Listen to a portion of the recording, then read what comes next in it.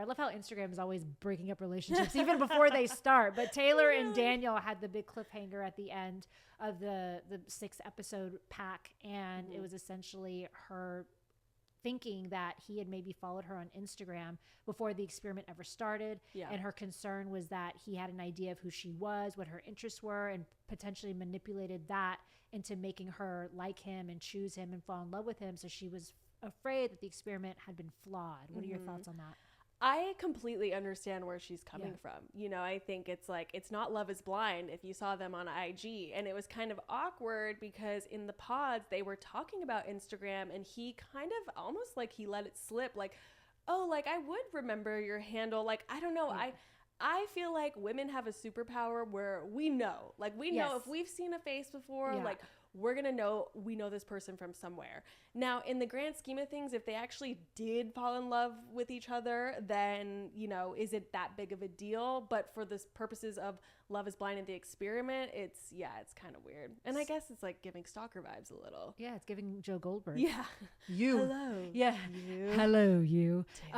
Yeah, so you know, when you're getting to know someone and you're kind of moving towards partnership, that conversation does come up where you're talking about social media, like, oh, how heavy are you into social media? So when they aired that in the pods initially before everything kind of blew up, I was definitely like, why are they talking? This is a weird, why insert this? Like, it didn't feel important at that moment. But then obviously when they wrapped up those little 6 episodes, I was like, oh, this is why they included that. But then how would he know that it's her? I don't think that probably happened, but maybe he started to realize like, oh, I'm recognizing things about her. She's a nurse. She likes Taco Bell. Right. And I like Taco Bell, but damn, you're going to tattoo that inside of your mouth. That's funny. That's pretty funny. I know. Maybe that could have been his opportunity where he was like, wait a second.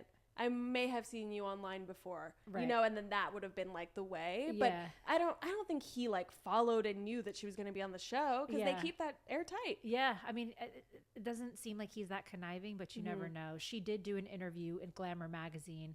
And from this little snippet that I'm about to read, it does kind of insinuate that they do continue with the experiment. She said, quote, "I've had a lot of anxiety about this bit of the story that happened because I thought it was going to be made into a bigger thing than it really was at the time. It was in the teaser. It was in the trailer. I knew it was going to be a big part of the storyline, but for me, I just feel like it's a lot more hype than it needs to be." Yeah. So it feels like she's kind of like... she's reeling it back. Yeah. So my guess is they're going to continue with the experiment. Well, the reason why they made it a big deal in the trailer and everything is because ain't nothing else going on. I know. They made it so boring. The dramatic music. Oh, can we talk about the music real quick in this season? Yeah. Because, you know, before, because like before it always, you know, it'd be like a segment where, you know, she's in the apartment and they got into a fight. Bum, bum, bum. And the girl's like walking out, slams the door. She slams the door. But now we got some Billie Eilish.